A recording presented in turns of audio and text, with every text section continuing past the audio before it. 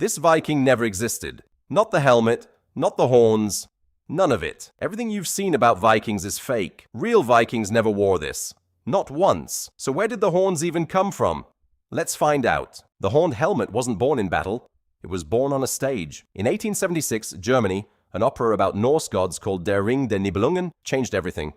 The costume designer wanted the gods to look larger than life, so he borrowed the idea of horned ritual helmets from the Bronze Age and made them even more dramatic. Our Viking put on that costume for the very first time. The audience loved it. Decades later, artists, illustrators, and filmmakers copied the same image. Within just a few generations, the entire world believed it was real history. But here's the problem. Archaeologists have excavated thousands of Viking graves.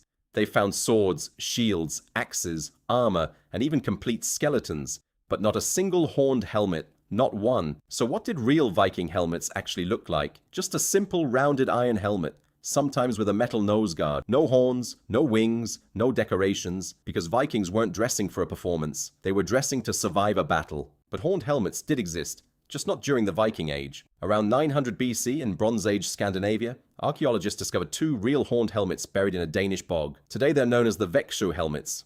They weren't battle gear. They were far too thin to survive combat. Instead, they were likely worn by priests during religious ceremonies, perhaps honoring the sun. So the famous horned helmet didn't belong to Viking warriors at all.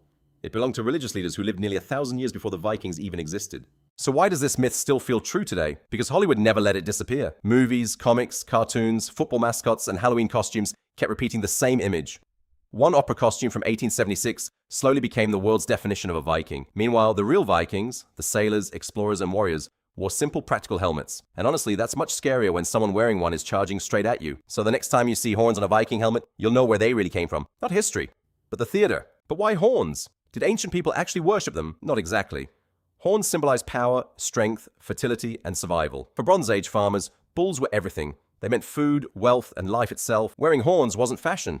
It was a way of borrowing the power of the bull. The same symbol appears across ancient Europe, from Crete to Scandinavia. Horns made a priest appear closer to the gods, and that's exactly why real warriors avoided them in battle. You don't bring a sacred symbol into a sword fight. You bring something that keeps your skull intact. And Hollywood got something else wrong too. Movies love to show Vikings as filthy, wild barbarians covered in mud. But archaeology tells a different story. Viking graves contain combs, tweezers, and even ear-cleaning tools. Contemporary writers complained that Norse men combed their hair every single day just to impress women. The image of the dirty Viking is another myth. In fact, Vikings bathed once a week, more often than many people elsewhere in medieval Europe. Saturday was even known as Bath Day. The real Vikings cared about hygiene far more than most people imagine today.